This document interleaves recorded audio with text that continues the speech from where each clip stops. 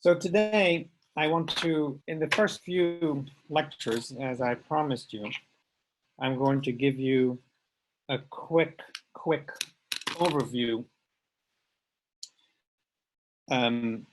of inferential statistics, okay? So this starts here and now.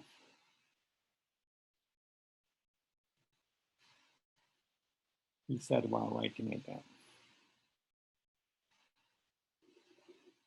Obviously, to me, that is the definition of statistics, is how to work with numbers to do inference, AKA science, okay? Statistics is not a application of formulas or, tabulation and dull things. Those are merely tools of statistics. The goal of statistics, in my definition, is to discover things about reality, and that is inference. And that relates to that naked worm analogy where you burrow your way up to the surface of the soil. You have no information until you start looking and processing information. In fact, I mentioned the name Tarantula to you. This may be a little small. Maybe that's as small as I'll go. You'll tell me. Very influential figure in geoscience, geophysics, mathematics, a little bit crossing over into physics, but sort of a name to remember, although I won't directly give you his work because it's very, very technical. But one of his famous papers is called, Quest for Information, or something like that, which is our common goal. The other book, this is a book, but I'm not going to talk about it right now, but the actual book that I have posted chapters on from is this book by Bendat and Pearsall, which, if you recall, I told you is an age to perfection reference written by engineering types who, probably started writing this in the 70s and 80s when they were so proud of doing things digitally, okay? I'm going to try to bring it out right now. I'm just going to flash on your screen. You see random data analysis and measurement procedures. This is chapter 1. Basic descriptions and properties. This is something that you will want to read, okay? Again, I'm not going to follow it in detail, but these things do resonate with me, and hopefully they will resonate with you. The very notion of what it means to be random data, you will hear from me often, is everything is random data when you consider statistics. So chapter 1 is something that should be on your reading list. Back to this. Chapter 2, chapter 3 is also in your handouts, in your e-reserves. And I won't share the screen now, but I'm looking at it myself. It says probability fundamentals, okay? And that is definitely also on our menu right here. Again, there isn't ever any one book and any book doesn't contain all of it.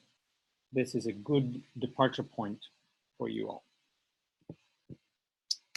Okay, so let us think back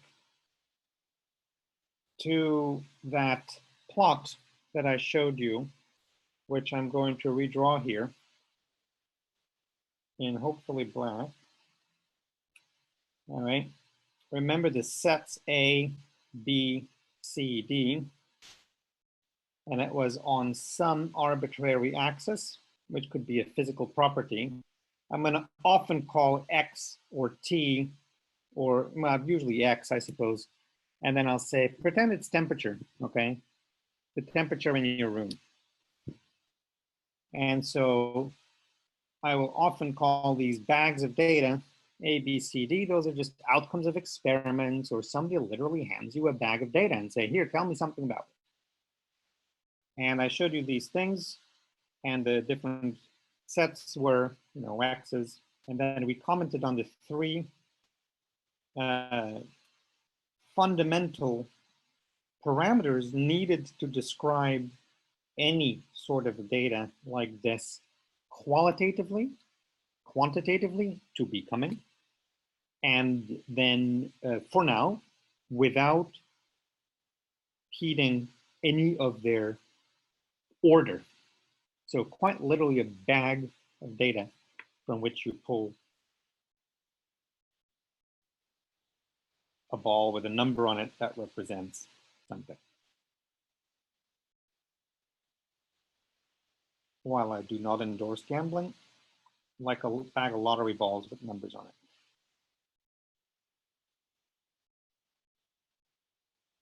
Okay, that's your experiment. That's experiment A.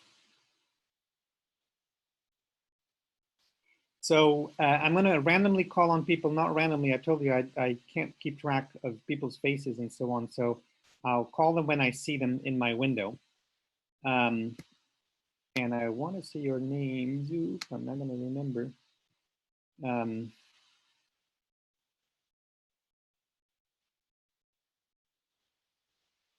A person looking at Golden Gate Bridge behind him. Remind me the three parameters that we discussed, the three ways of looking that we definitely need to have in the back of our minds when we describe data. I think we talked about the spread. Yeah. The shape. The shape. The accuracy, precision. Yeah, but let's leave that for later. Just to describe a distribution. Oh, location. Location, okay. The basic thing. So where is it? That's location. How far does it spread? That's a sense of scale. And what shape does it have? Yes, symmetry, squeeziness, tails, attractiveness, qualitative things, which of course we are going to quantify. I actually want to start right away and drive a point home that I'm about to not talk about, but maybe save for later, and you'll hear here first, and that is that what arithmetic operation goes with location? Okay, now this is not a trick question.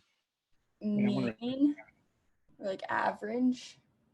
Oh, no, okay. I mean, you have the following choice: plus, minus, multiply, divide. And I pick one of them. I'd say plus minus. Yes. And scale is, then, you can tell me what you associate with scale. Still plus minus. I'm going to go with, I want you to say the other one. Oh, okay. Multiply, divide. Multiply, divide in my symbol here. Okay. And this is going to come back in the sense that by location, we talk about where is stuff.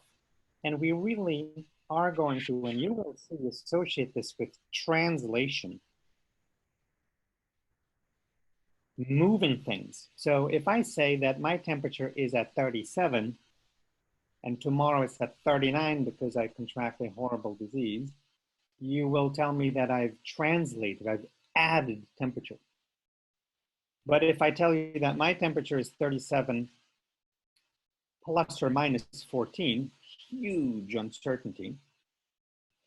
And then I tell you that my temperature the next day is 37, in other words, the same location, but now plus or minus 7.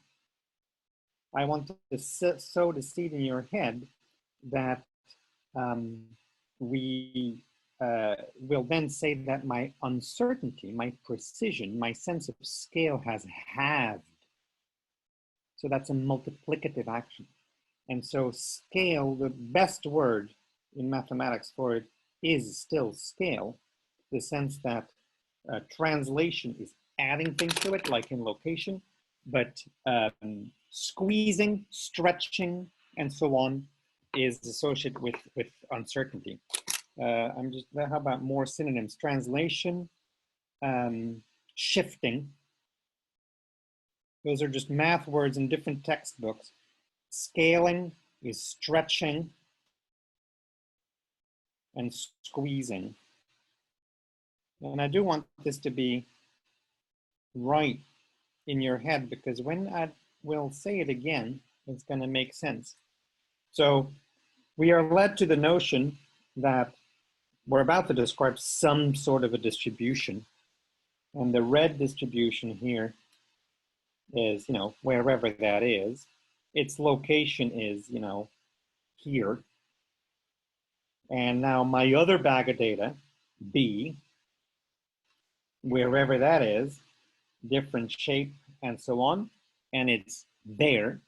And the difference in location is a translational difference, is a shift, is a moving across. Whereas if I have another red and blue distribution, then something like A in the same way, I'll make an A prime, which is sort of the same shape and the same location, but is sort of tighter. Then I will say its scale is smaller, but I will not relate those scales by saying the scale is plus something, but I'll say the scale is times something. A squeezed or stretched operation is a multiplicative operation. And same with B, if I want to make this real wide, I'll say, well, same location. It's all sort of described by a number that tells you where it is, but to deal with the spread, I will refer to it as having been stretched. And again, that's a multiplicative operation.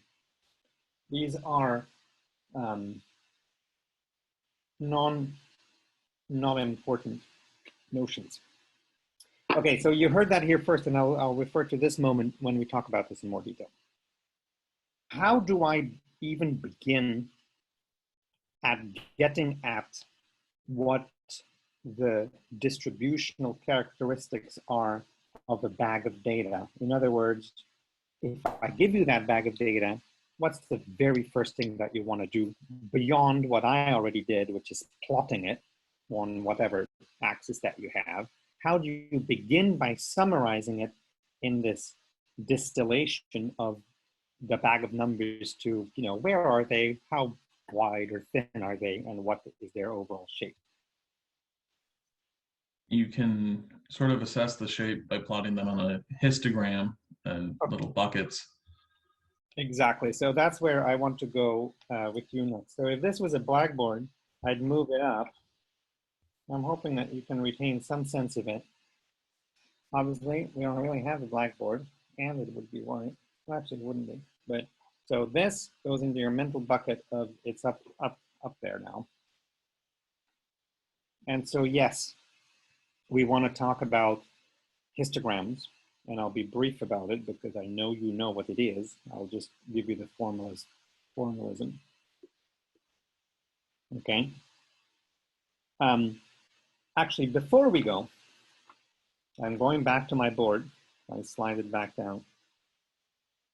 I'm building your vocabulary. So yes, we had location, shape, and scale, and we had precision and accuracy. We had shift and scale, translation, stretch.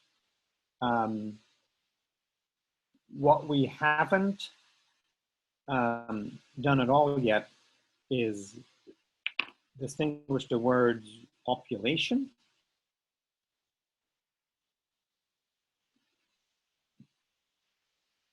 from the words sample, okay?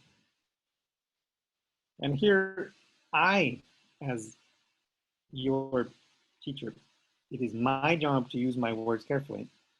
We all know that in the general population, the words, especially words associated with mathematical and statistical notions, are a little bit all over the place. So maybe that's new, but the notion of a sample right here and in my course here means a bag of data, a bag of things, where if you then try to do the inference, you are trying to figure out by inference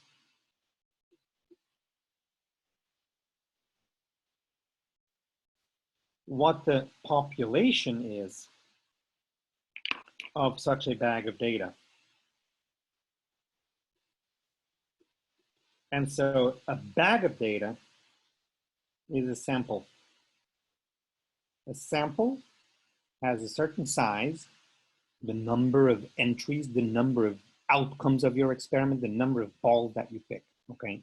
Yes, also the word sample gets used for one such ball, one sample, and when we deal with time series after a while in the course, we are going to say, well, here's sample number 1 and sample number 2. But the general statistical notion and the word I'm using of sample is that it's a bag of data of a certain size. And all of statistics is to infer the properties of population from the sample. And that's all of science. Take one temperature, try to decide if you're ill or not. Take 100 temperatures, try to decide what's going on in the population.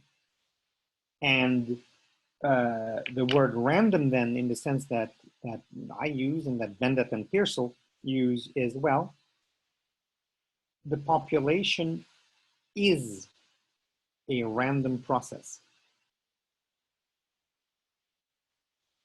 They talk in the book a little bit about deterministic and random, and then the more general notion is the one of a random process. And if you're asking me now for a definition of the random process, then my definition is, look, a random process is something that exists, a property of something, again, your temperature,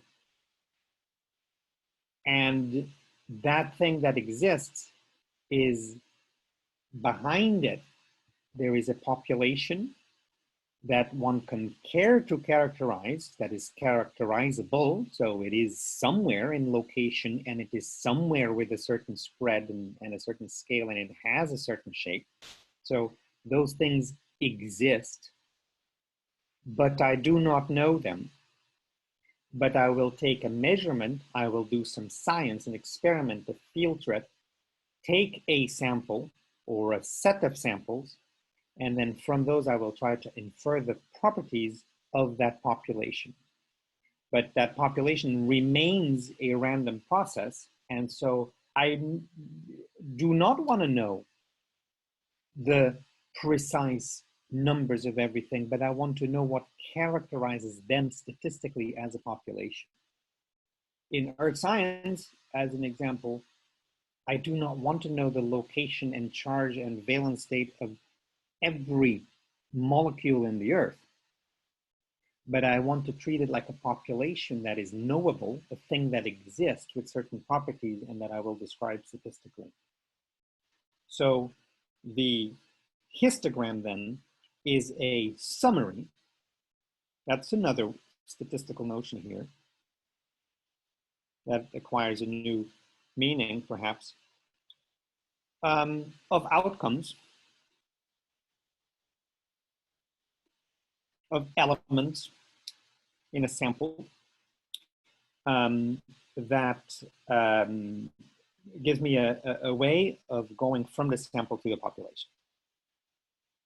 So I will have an outcome.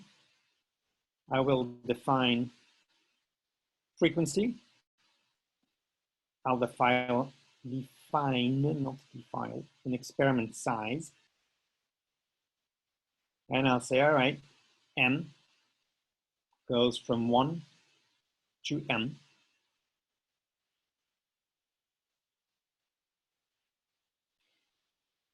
The frequency I'll call f sub m.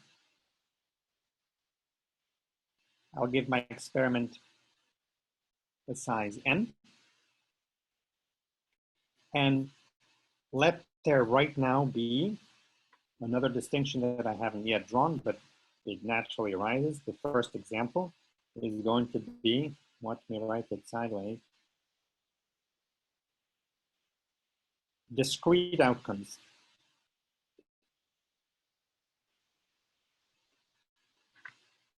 Okay.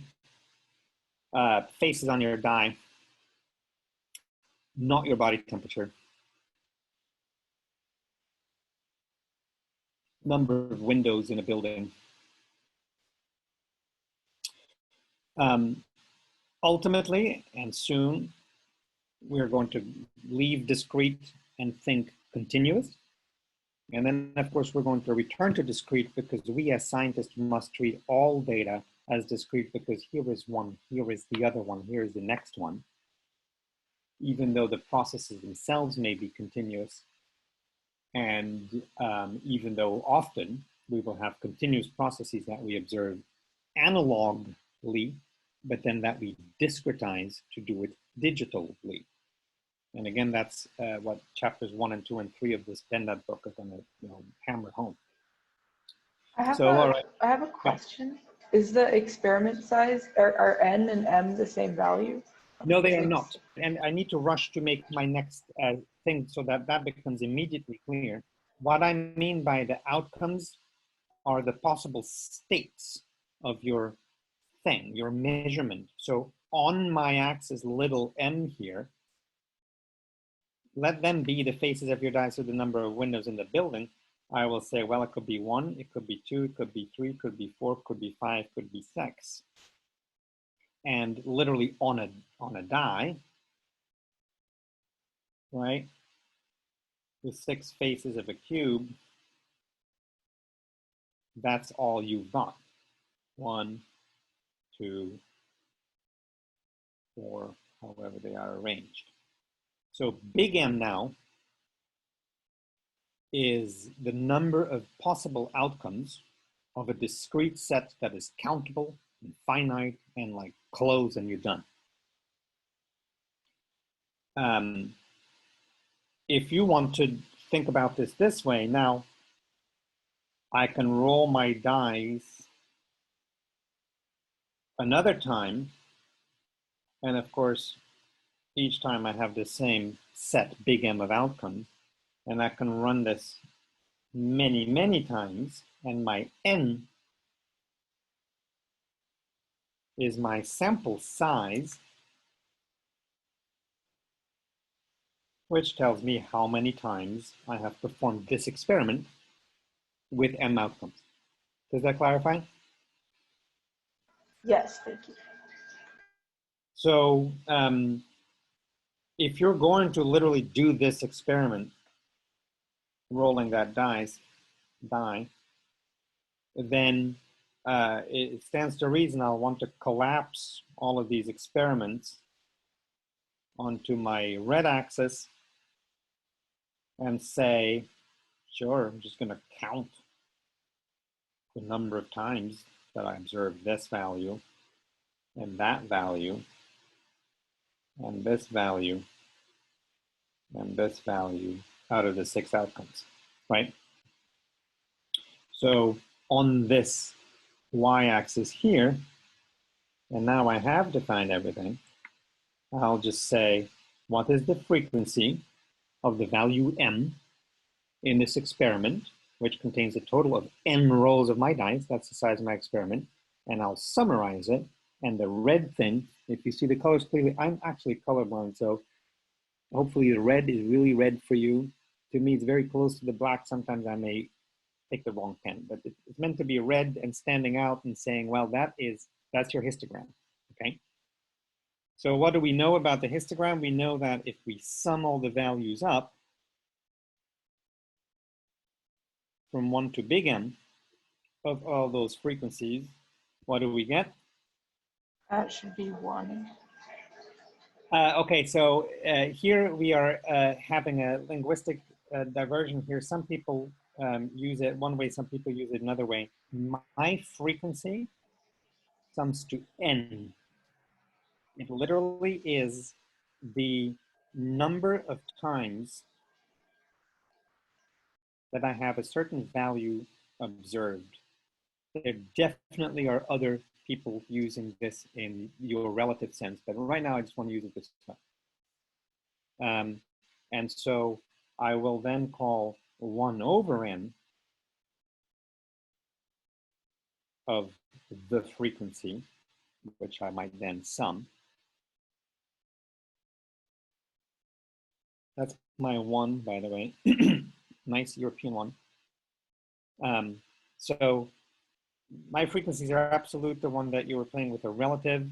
I want to explicitly normalize them by n and then call them a relative frequency, in which case they do sum to 1. And you are absolutely right that that is the most fruitful definition because of what's going to come next. All right. Okay. And I'm going to then introduce a thing called the distribution function.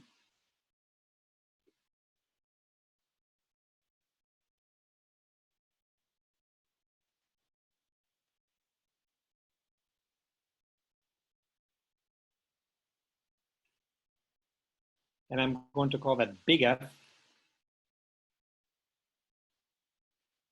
capital. And I'll say, for an experiment of a certain size n, and for a certain value of the outcome m prime, I will simply count the relative frequencies of occurrences of those outcomes m over all outcomes starting from the first outcome, 1, to the m prime 1.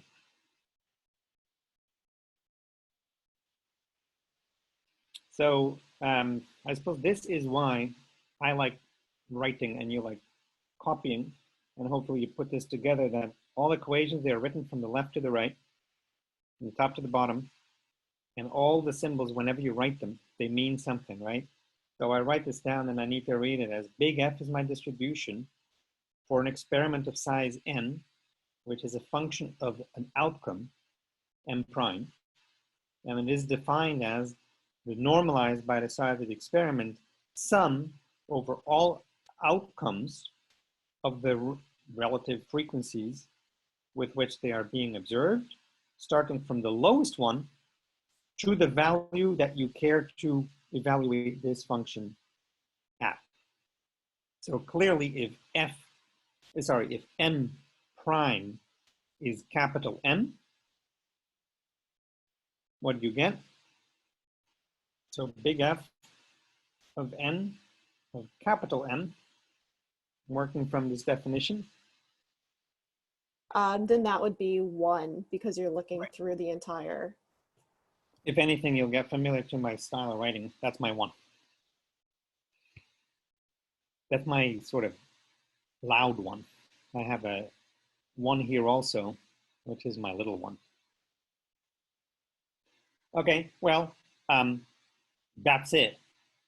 That's what there is to know about a discrete histogram. Once we pick a symbol and a vocabulary, we are done with that. So when you say distribution function, does it by default mean a cumulative distribution function? This is cumulative. Yes, so that's what I'm asking, because usually I would assume you would just look at like the PDF and not the CDF. I want to establish this particular vocabulary, and I do know that these words live in other realms, in other textbooks, in other contexts differently. That's why I take this very slowly here. This is my distribution function. And yes, we are going to talk about the probability density function. And I will say that is a density function. Okay. Standard or non-standard, this is what it is here. And that's still mostly in line with the statistical literature. But everyone has friends with dialects and jargon, right? But so this is the definition. So now I'm just going to make the quick extension and say, all right, well, we've done this for continuous values. Now we're going to come your way.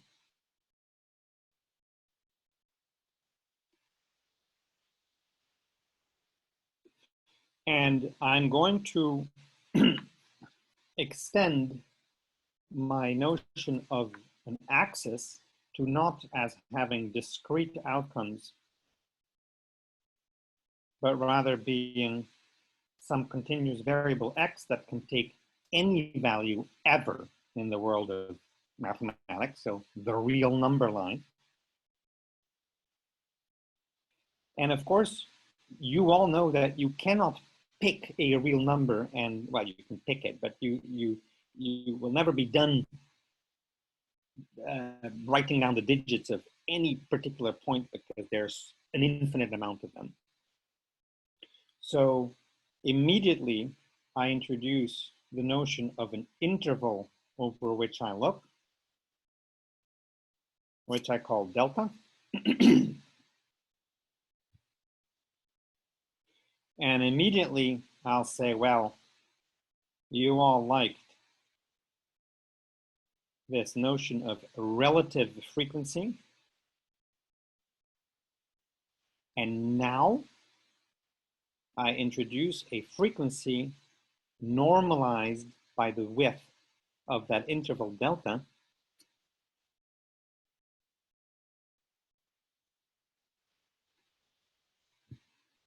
And this is now my main descriptor.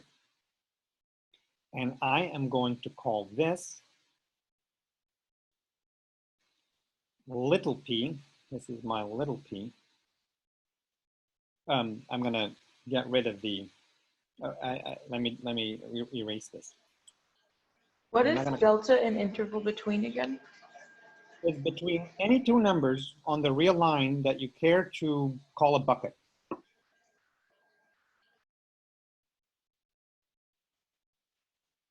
So I'm not saying at this point anything other than that you can choose a space, a length, a metric. I'm using the wrong word. Really just two markings on your axis that have a certain width. Okay. So if we think back to something that is in our previous slide, in our dreamland here, as something where we have experiments with m discrete outcomes. But now I take this notion of the outcomes becoming continuous. I'll make a loose notation of m now becomes not just outcomes, but an actual continuous variable. So now it's temperature. And I scale up my notion of the experiment potentially growing to be very, very big. And I make histograms of an ever finer subdivision. So my bucket's ever smaller. So my mental game here is that I go from discrete to continuous. I go from little experiments to large experiments. And I go from sizable deltas to infinitesimal deltas. Then I want you to see that from that histogram, that at first was the red thing here, which is on the board above, which is like this value and not the next one. Then, of course, the next step is that I picked a certain size of my bucket. And let the buckets be the same size, but they don't have to, right? A histogram does not mean equal size, equal bucket sizes. But let there be a histogram of an experiment of, 140 outcomes, 140 outcomes and 347 samples that you run. This might be a histogram that I make. Okay. And you hopefully all know that if you run more experiments, you can do finer bins. And if you run an infinite number of experiments, then you can refine your bins. And so now I postulate that if there is a continuous variable that is amenable to this description, that I have a chance of figuring out what the underlying shape of this relative area scale histogram is. And that is what I want to call little p of x.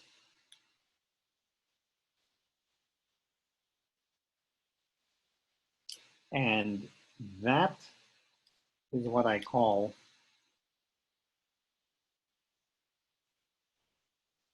the density function, probability density function. So I've done two things at the same time. One, I went from discrete to continuous, but I kept the notion of making a histogram as a summary of it, and I picked the bucket size. And then I said, now I gotta imagine that the variables become continuous, which means if you do grow n and you do shrink delta, that you must believe that you have a way of getting closer and closer to the true population properties. And then I get back to what is a random process. And to me right now, this has become a random process as something that has a probability density function, about which I'm going to tell you a little bit more. Let me briefly return to the notion of these bars here. If I shade one of them, then by my definition here,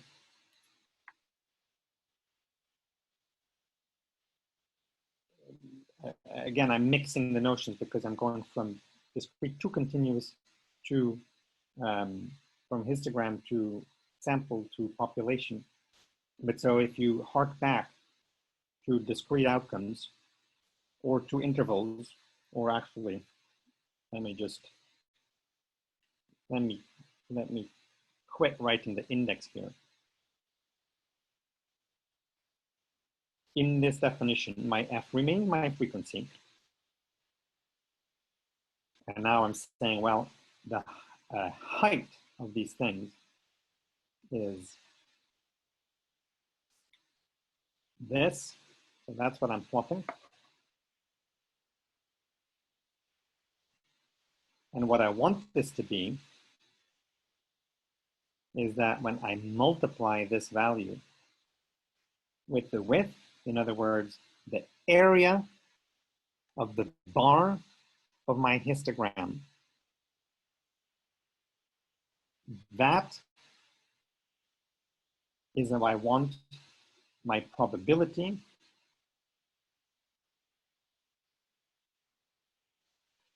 to be of observing the values that are contained, possible outcomes, inside of the bin of width delta.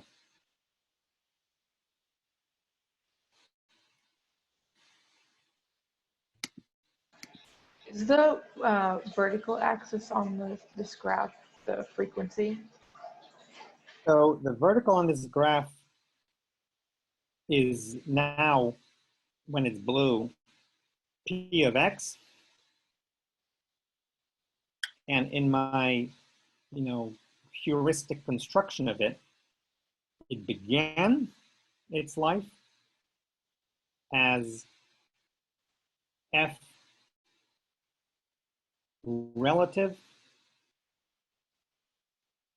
and normalized, in other words, by the size of the experiment and by the width of the buckets. So I'll tell you, I find this confusing right now, okay? Because I'm doing 3 different things on 2 graphs. The first graph was just count the number already. They're discrete outcomes and draw how many you have. That's the simple one. If we're extending this to continuous data, we must allow that they can fall in between the discrete outcomes. And so now we have, all right, I'm going to just sort of make them into discrete buckets. Now, in my next graph, I'm telling you, I'll just finish these with dotted line.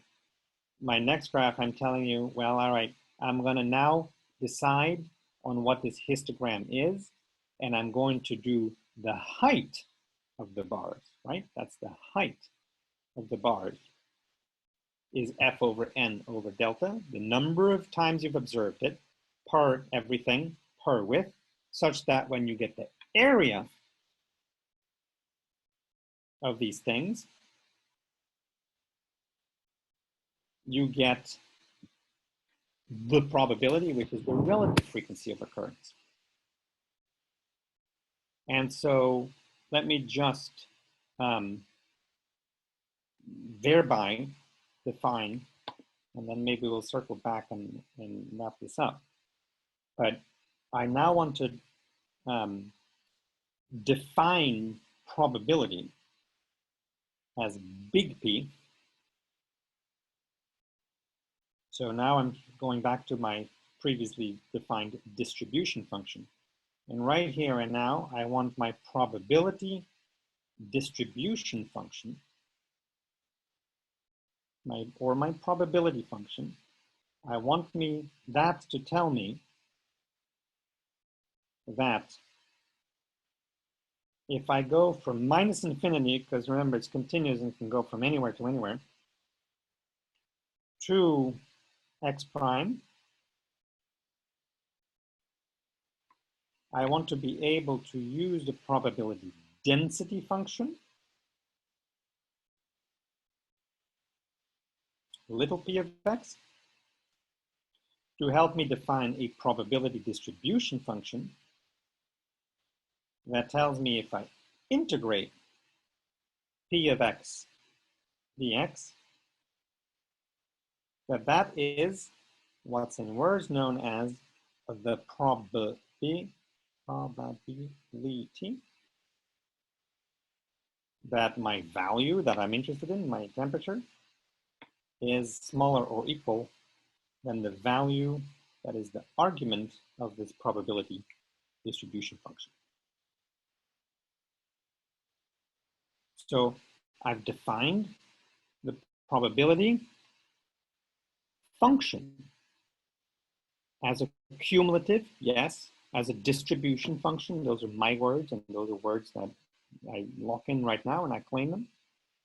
That if I pick a value on the axis, let it be x prime, that big P is going to tell me the area under that curve. I have an opportunity of shading, which I cannot let go of.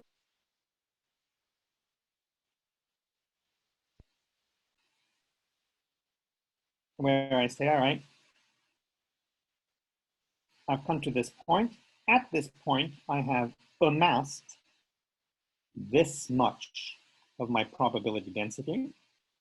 And remember, the dx integrates it, right? The dx is like multiplying by a delta where the delta has shrunk to a very thin width. So just like you would learn how to integrate using a Riemann sum with, fixed width intervals, and then you're just letting those intervals go down to nothing, then you have defined the continuous integral of this function. And so that's my definition of probability. This immediately then hopefully makes sense if I then say, all right, what is big P of infinity?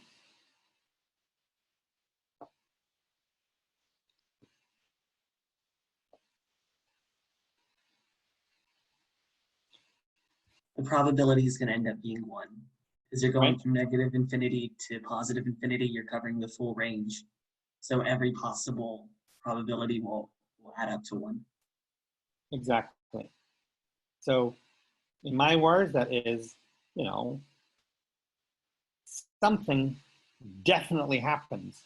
Something has to happen. And outcomes are possible. And if I look everywhere, I will have found them. That's the notion of probability density, probability distribution. I'll draw a little. Well, okay. I'll annotate my thing here above here again. Here's my pencil. I'll now pick that bucket that I labeled delta. And now I'm not going to integrate the histogram because, you know, remember we've already mentally shrunk it down to like infinitesimally small bars.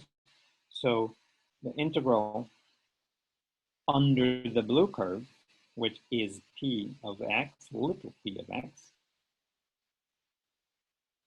I'm now going to say, well, look at that. The shaded area, right, between what I may call A and B, the value A and the value B, I'll say, all right, well, just tell me what the value between A and B is of little px integrated dx.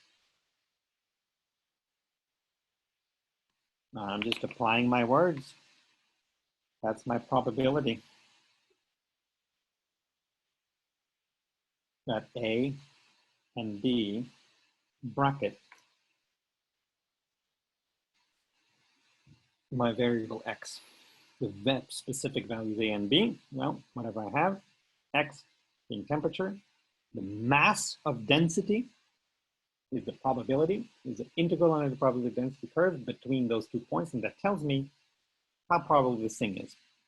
Knowing that my probability is relative, that's why we went through frequency, but then called it relative frequency when we divided by n, and knowing that if you sample all the probability space, or rather looked at all the probability space, that you end up with 1.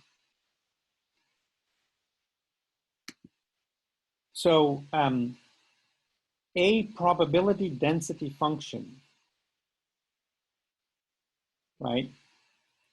P little p of any one value, it makes no sense to ask it. You know, the probability of your body temperature being 10 times pi, sorry, the probability density of your body temperature at 10 times pi is 0. You cannot pick out any one value and assign a probability to it. But you can assign an interval and say, well, over that interval, that's how much probability I amass. So it makes sense to say little p evaluated between 2 points A and B, let that be the bins of your histogram. And then ask what is the probability contained in that. That's the notion of the density function. So the demands on little p are very slight. What is a good probability density function?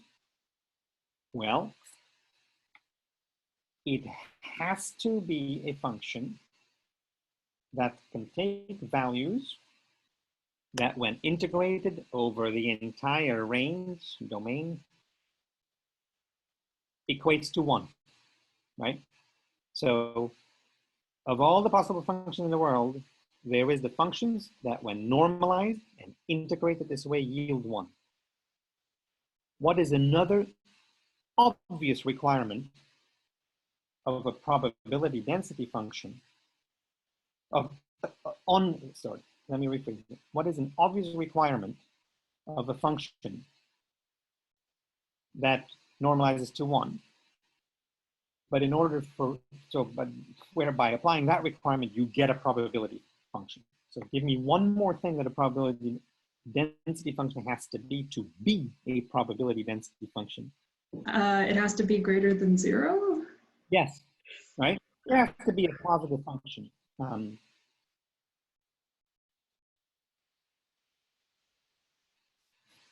You can't have a negative probability density.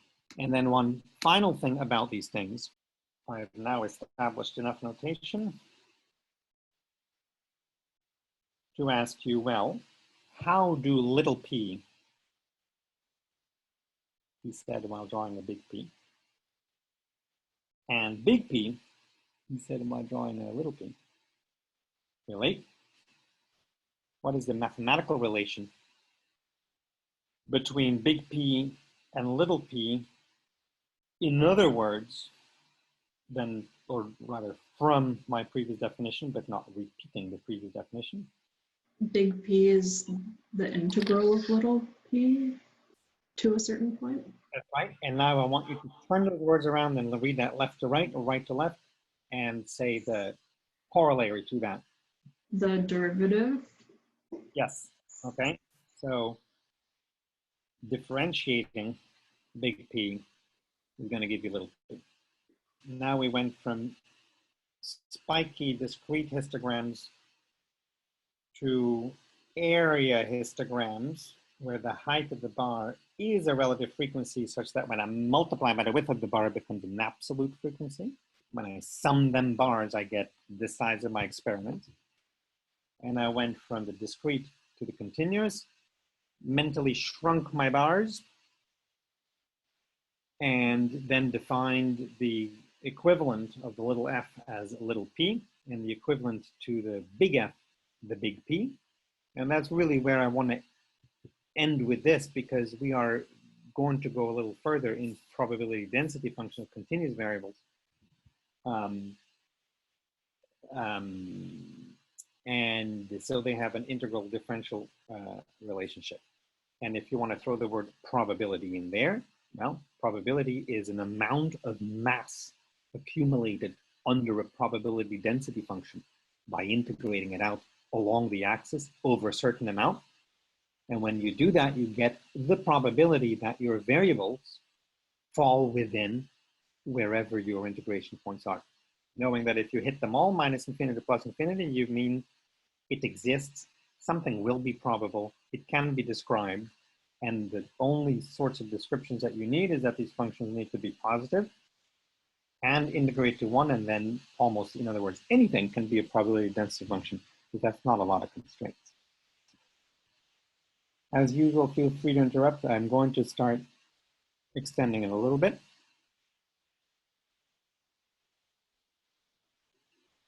That was all good and well. Clearly, we're going to go to two variables. Not just because X could be length and Y width. So in other words, we could be thinking of space or time space, you know, and two literally means any number. Two is more complicated than one, but three is not more complicated than two, just notationally, but I stick to two. But also because clearly when we, even though I didn't introduce it yet, much of science, much of what you and I want to do is explore relations between two variables. And so now I say, let there be an X and let there be a Y, and let me define the probability function evaluated at X prime XY. Let me define that to be the probability of having, of there being,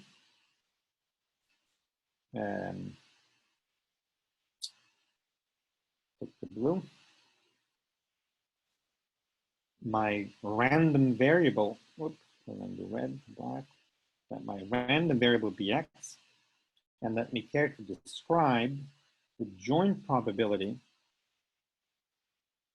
of this random continuous variable X being smaller or equal than X prime, and of the random continuous variable Y being smaller or equal to Y prime.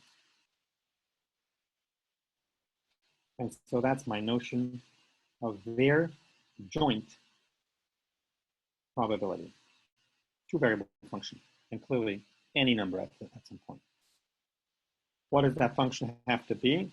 Well, doubly integrate it. Hey, Frederick, what did you write on the left? On the red, inside the red circle? Joint. Joint. Okay, thank you. And two variables, considering them jointly.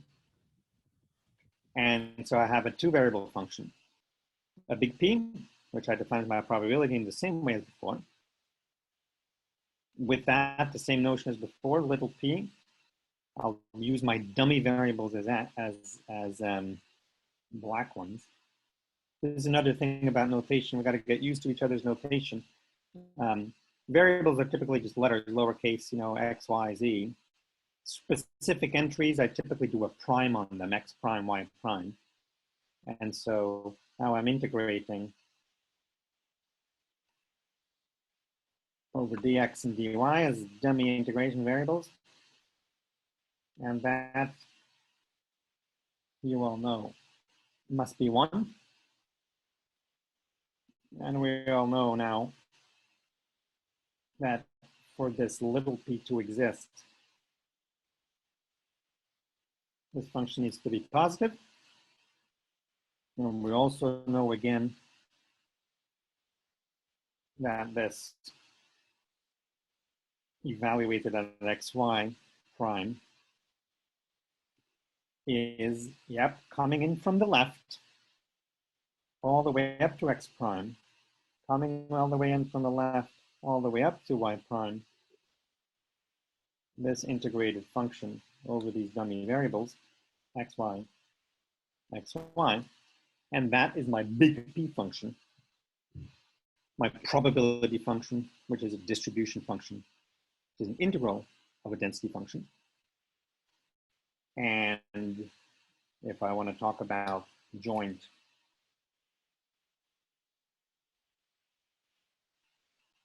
this would be, you know, joint big P, this would be joint little p, just completing same old. Px and y of x and y. That was on the right before. I'm going to log it left to right now. The relation to big P of x and y is again differential, but because I have two variables, they're partial derivatives. And I'm going to box that because it's on the same level.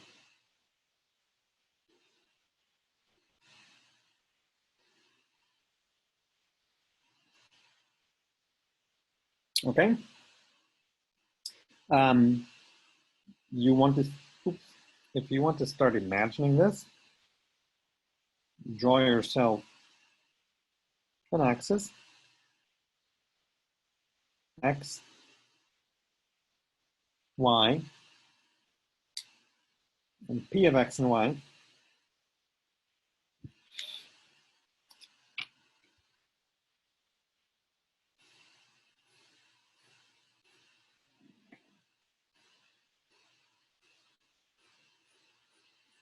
Imagine yourselves an underlying grid.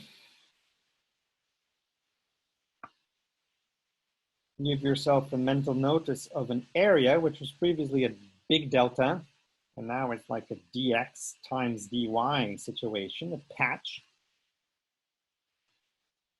And then, I don't know, imagine some sort of a function around and up and defined on it, which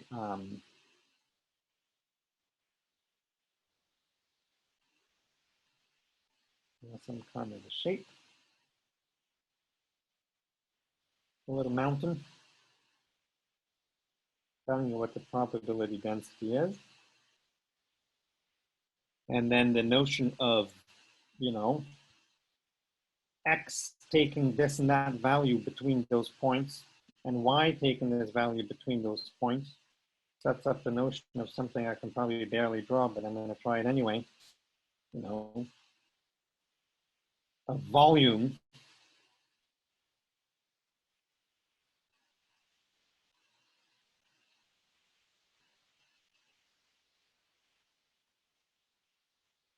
on this thing, where again, the 2D integral of this 2D density function gives you a mass, as people do call it, of probability. And so that piece of volume,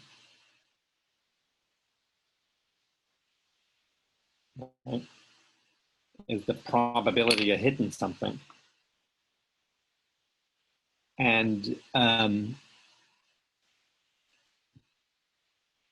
I am going to maybe even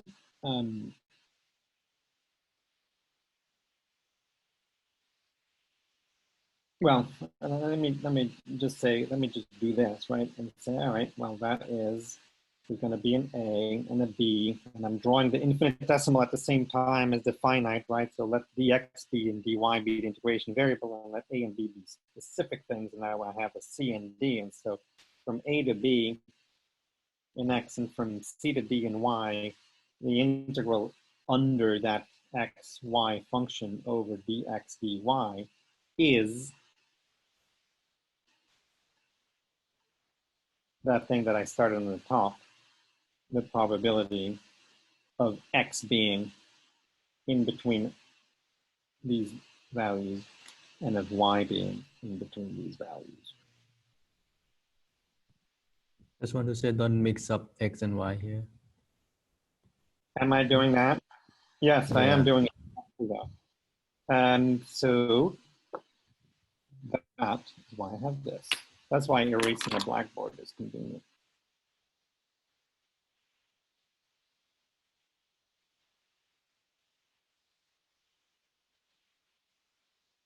Thank you. The joy of lecturing is making mistakes and fixing them. After the ink dries. Okay, I'm going to do that. And maybe I'll just throw in one more thing that is something that you will also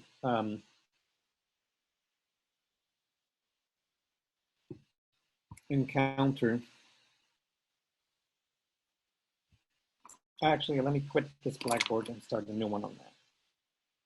Okay, so one variable continuous. We went from continuous to discrete. We went from one variable to two. Clearly, any number at this point, but it's harder to draw than even this. This here is going to contain x, and this is going to contain y, yx rather than xy. Actually, I'm going to just do it like this. A, B, C, D, smaller, equal, y, x.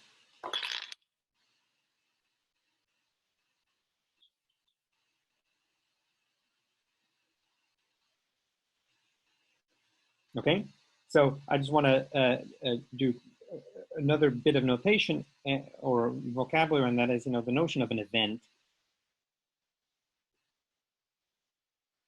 And sort of a set, the event A, whatever it is, however many variables, whatever its nature. I want to talk about the probability of the event occurring. If it's in one variable, I could say, let's call this the probability of the variable little x to be drawn from, the set A. And one or two or multidimensional, that'll be sort of associated with integrating its probability density function, whatever that one may be, over that event space. And so this has nothing to do with the notion of dimensionality, right? X could be a vector, X could be multidimensional. It's like A, COVID happens. B, Trump wins. C, I get sick. So then there are events, and there'll be A and B.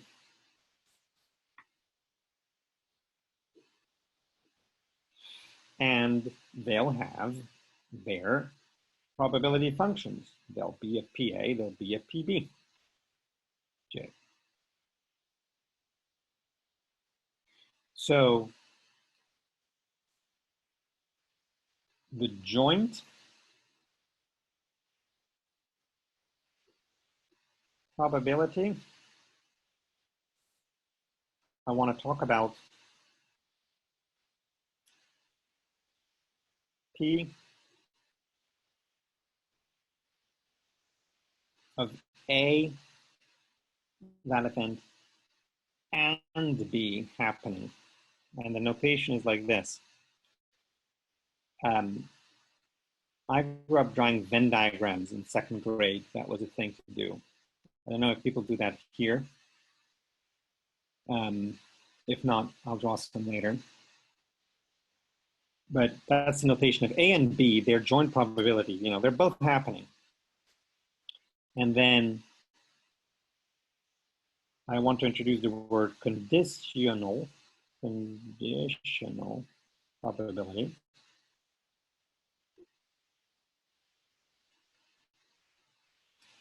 And that is the probability, big P, of A conditional on B, or A given B.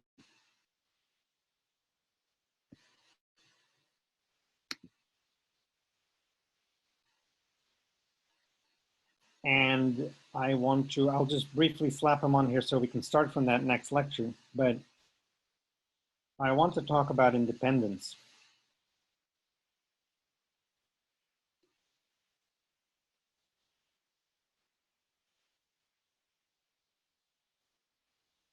And I want to throw the notion on here that that happens when the joint probability of A and B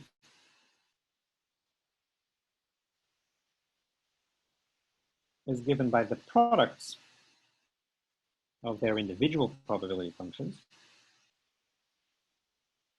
We'll return to it, it'll make more sense. And then that's independence, special case.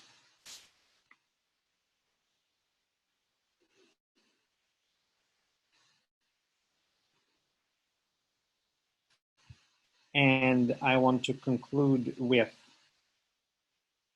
this fact here,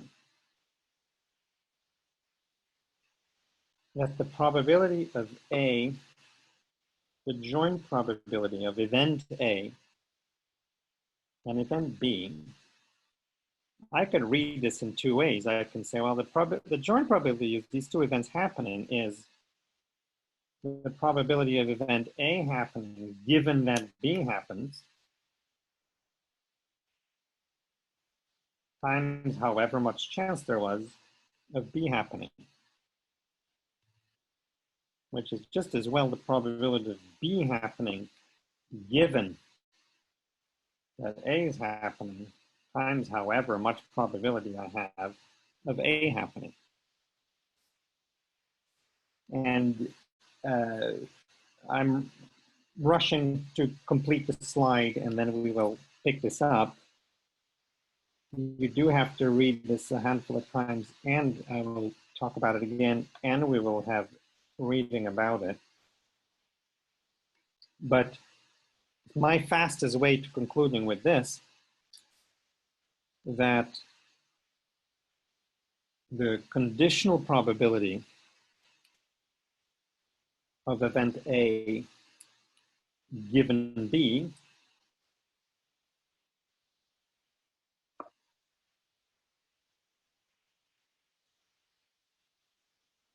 is therefore equal to the conditional probability of B given A. Oh my God, this switching of pens. I hope you all have colored pens. Times the probability of A normalized by the probability of event B.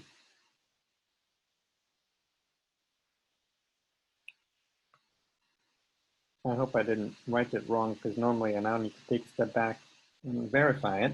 I'm just going to read it from above, right? B of A times B is that because that's the same thing per the above. I have hereby written what's known as Bayes' rule.